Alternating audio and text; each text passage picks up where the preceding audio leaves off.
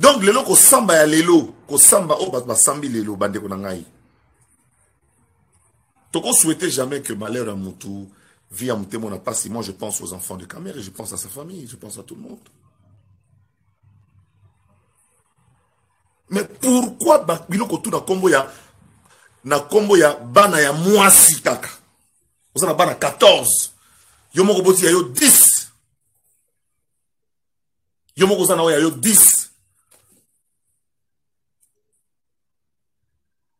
Mwana na yo ata moko te loko moko zana kombo na ye.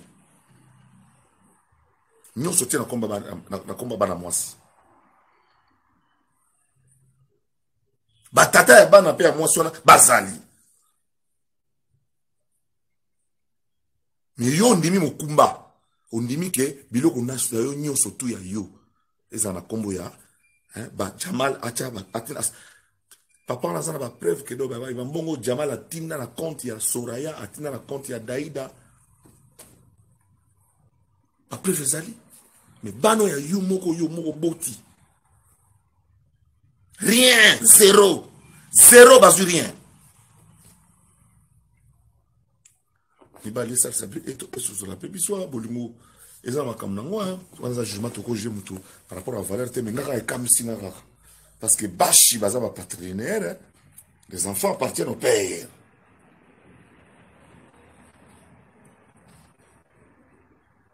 Les enfants appartiennent au père. Bino pe batata bana wana bosa wapi vous allez rater.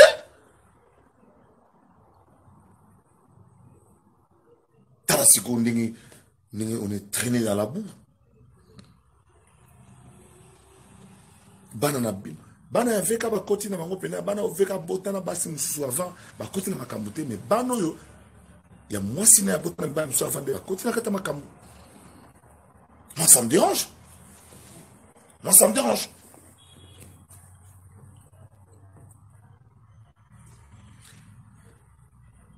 Veka pourra peut-être faire la prison. Mais tu as biso bam soto tikali.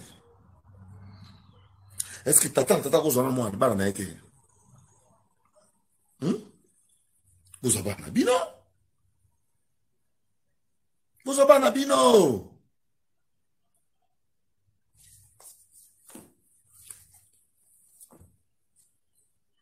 Opération Bouzaba na bino. Opération Zomwana na yo.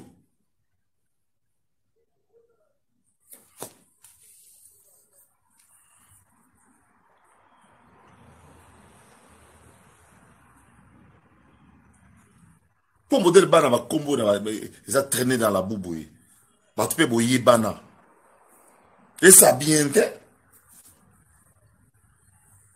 Vous avez un bino? Vous avez démarche, vous avez un bino, pardon. Vous avez un bino. 2021 c'est la tête.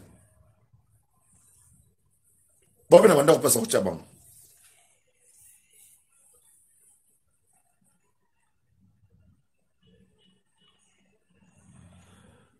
Bravo à magistrat. Aboulo Boussali. N'absent pas de ministère public, donc parquet a pas preuve ébélée. Il n'a pas preuve ébélée. Temena bato bakoloba bino ba député na momo bato bakolela pasi Covid ezali ba osenga mboka mbere esere ceinture kaka ndena ngongo wana mno osenga ba bakisi bino $2000 na salaire na bino bato bakoloba ba pona mosala nini po eloko ni asika bo bakisi po ba pesa bino $2000. Mama nga naza mokonzi ya Assemblée nationale te na kanisi likambo yango ebimaki na bureau pe bato mingi oyo baza bakomi kosala mindondo na likambo yango bango nde babimaki na likambo yango ndeko na biso moko kaka ya parti oyo aza kosala matata nde abimisaki likambo yango peut-être aza kotia biso na piège moko boye mais ezali interdit te ke moto aloba ke mosala oyo aza kosala bakiselanga mbongo mais soki leta amoni ke ekoki te akobakisa te soki amoni ke ekoki akobakisa yo kokanga ngai ubia okoboma ngai mpo nasengi babakisa ezali leta nde akoloba soki aza na makoki akobakisa soki aza na makoki te akobakisa te badepute basalaki mabe te ezali mbeba te ya kosenga ezali moto oyo azali kolamba biloko nde akoloba osi ozwi munga mingi tika osi ozwi pilipili mingi tika mais moto asengi kaka pilipili bongo boya ko condamner ye eza problème ya ko condamner te na bato bakoloba ke Lambert Mende Lokoso ye moko député national lelo président conseil d'administration ya ligne maritime congolaise okoloba bango nini otika te pona bande ko musuba asengi ba poste ezali musala moko oyo balobaka un mandat oyo ezali activité donc ezali mandat ya kozwa misala ya mikolo nyonso te kocontrôle na parlement tocontrôlaka na conseil d'administration tocontrôlaka problème eza wapi ekomami na buku likunzili ya ekolo bongo toya kochange constitution lelo mpo bato basepeli elongi na ngai te to nini toza ebele depuis 2006 badepute mosusu basénateur mosusu baza na baconseil d'administration tomoni ke ekoki kosalema bongo soki moto aboyi bachange mibeko ya mboka donc eso bato te ekoswa mpo na nini ekoswa mpo na nini nazali mwana ekolo Congo nakoki kosalela Congo esika nyonso emonani ke nakoki kosalela yango sans ke nabuka mibeko mia ekolo. Chers frères, chères sœurs, mes chers compatriotes, regardez depuis un temps, les politiciens, ceux qui sont au sommet de nos institutions, sont en train de faire un effort de nous faire comprendre quelque chose que nous-mêmes nous n'arrivons pas à comprendre. À travers leurs actes et leurs comportements, ils sont en train de nous dire ceci. Eh les gars, vous êtes des imbéciles, vous êtes des idiots, vous êtes des cons et vous resterez éternellement des cons si vous continuez à penser que nous là, nous allons travailler pour vos intérêts. Ils sont en train de nous passer un message à travers leur comportement de chaque jour pour nous faire voir que ils sont là pour les intérêts de leur famille biologique, les intérêts de leur famille politique, les intérêts de leur coalition, pas les intérêts du peuple. Et nous pouvons l'observer dans leur manière d'agir. Si nous n'arrivons pas à comprendre cela, ça serait pathétique pour nous.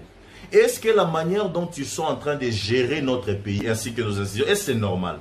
La manière qu'ils sont en train de se partager nos entreprises publiques, est-ce que c'est normal? Est-ce que c'est normal la manière dont ils sont en train de gérer les finances publiques? Ils sont en train de les dilapider, de les détourner. Est-ce que c'est normal? Médecin, oyazo soigné batu yazanyama.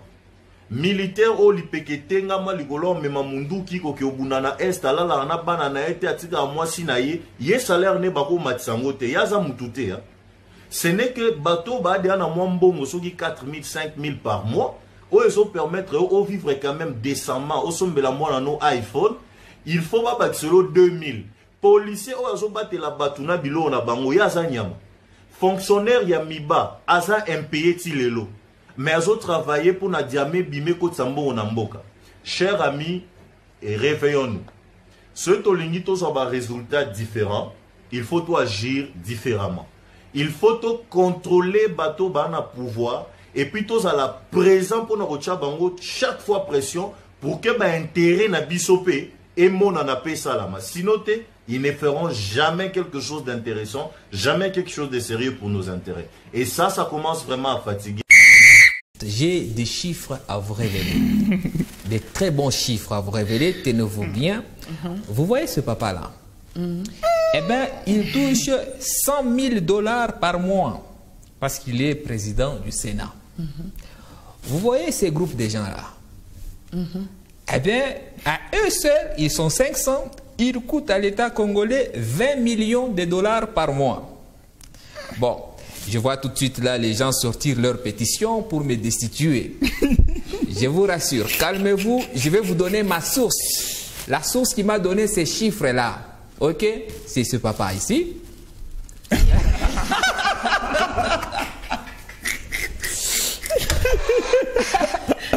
Là, et la photo, le choix vraiment a été très bien fait. Et pour qu'il ne nie pas m'avoir dit ce que je viens de vous dire, je vais vous proposer de l'écouter vous-même. Par exemple, l'Assemblée nationale a 20 millions de $ par mois. Pourquoi faire? Pourquoi faire? Macron. Baza 500, baza 500. Oui, 20 millions, on a dit, parce que c'est le peuple nini. Nayoka ke mutunet par exemple, Sosaka mutu Sénat, président Sénat, Ce qui 100 millions, 100 000 dollars par mois. Attends, yo moko mutu moko 100 000 mboka ya boye. Est-ce que yé moko le razogango et je n'ai été. Ce que je n'ai été, c'est que moura mboka yate. Ce n'est pas normal. Mais parlement, il faut exister quand même. Oui, mais ça dit, dans moment moko, bah restriction budgétaire. C'est-à-dire, tant que tu as que tout ça n'a pas de problème, pas de difficulté, aux arros 100, Ndima aux 50, à 40. C'est ce que je veux dire. C'est-à-dire, Bango. Aucun parlementaire ne va accepter ça. Yokananu a démissionné et vous changez rien à vie à Congo. Allons. Félix Antoine est à près de 2 années de son pouvoir. Ses débuts en trombe ont laissé planer l'espoir avant de voir subitement sa popularité s'effondrer comme une bougie dont la flamme s'évanouit. Tout cela ressemble aux efforts d'un nourrisson qui commence à faire ses premiers pas.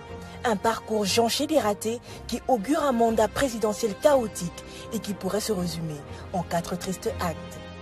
Acte 1. La mise sous scellé du gouvernement Tshibala. Un gouvernement interdit sur ordre de Félix d'engager des fonds et de prendre toute décision en violation totale de la Constitution. Vital Kamerhe, alors directeur de cabinet du chef de l'État, jouait au super chef du gouvernement. Acte 2. L'opacité du projet 100 jours. Les ministres du gouvernement Tshibala en sont tous écartés. L'Assemblée nationale pas consultée. Certains experts de la présidence pas du tout associés. Félix Antoine fait du projet 100 jours sa propriété privée en violation de toutes les dispositions en la matière. Des millions de dollars laissés au trésor public par l'ancien régime sous Joseph Kabila sont ainsi dilapidés. Acte 3. Félix Antoine, le Christophe Colomb africain. Il a découvert l'Amérique, l'Angleterre, la France et plusieurs pays africains au terme des voyages onéreux. Des déplacements à l'étranger qui ont coûté au trésor public 50 millions de dollars. Où sont les investisseurs promis? Que dalle! Aucune entreprise créée jusque-là. Promesse sur promesse. Acte 4.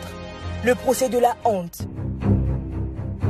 Le procès 100 jours, véritable balle de guignol, qui met à nu une gestion lamentable de l'État et l'incompétence au sommet de la République. Le comble du ridicule, c'est la retransmission en direct d'un procès où Félix Antoine est plusieurs fois cité, finalement comme cerveau moteur d'un vaste complot de détournement. L'RDC se remettra-t-elle de son mauvais choix? La popularité n'a jamais construit un pays. Les Congolais s'en rendent désormais compte. Mais hélas, il est quasiment trop tard.